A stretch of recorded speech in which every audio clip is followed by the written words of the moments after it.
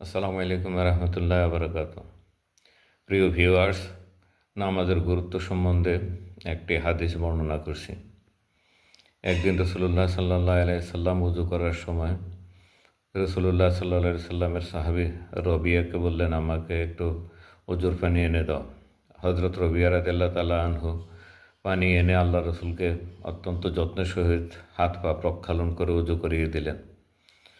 আল্লাহ রসুল সাল্লাহ সাল্লাম রবিয়ার এই আচরণে অত্যন্ত সন্তুষ্ট হলেন।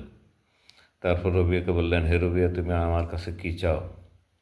রবিয়া বললেন, ইয়া রাসূলুল্লাহ, আমি আপনার কাছে কিছুই চাই না, তবে দুনিয়াতে যেভাবে আপনাকে খেদমত করেছি আখিরাতে যেন আপনার সাথে থাকতে পারি, সেই আবেদনটি কবুল করুন। আল্লাহ রসুল সাল্লাল্লাহু সাল্লাম বললেন, কবুল করিলাম, আর কি চাও? আল্লাহ রসুল সাল্লাল্লাহু সাল্লাম বললেন, তুমি আর কি চাও? আজকে যা চাইবে তাই তোমাকে আমি দান করব। রবিয়া বললেন, ইয়া রাসূলুল্লাহ, আপনার কাছে থাকার চেয়ে বড় নিয়ামত আর কিছুই চাই না। এরপর আল্লাহ রসুল সাল্লাল্লাহু আলাইহি সাল্লাম বললেন, হে রবিয়া, আমার সাথে বেহেশত পাওয়ার আশায় নিয়ে বেহেশত চাহিয়াছ এবং বেহেশত তোমাকে দান করিলাম। আজকে যা চাইতে তাহাই তোমাকে দান করিলাম, তবে সাবধান, বেহেশত পাইয়া যেন তুমি নামাজ ছাড়িয়ে দিও না।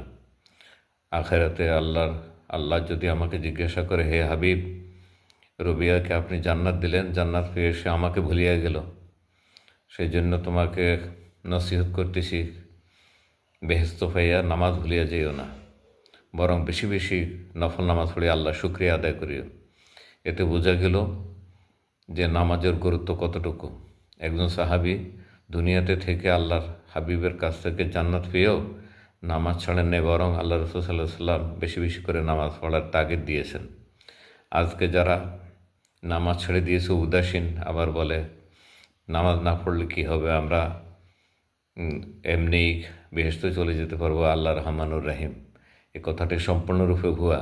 তাই সাবধান মুমিন মুসলমান, নামাজ ছাড়া যাবে না। নামাজ বেহেশতের চাবি। আল্লাহর সন্তুষ্টি অর্জন করতে হলে নামাজ পড়তেই হবে। ভিডিওটি ভালো লাগলে শেয়ার করে দেবেন। আসসালামু আলাইকুম রহমতুল্লাহ বারাকাতুহু।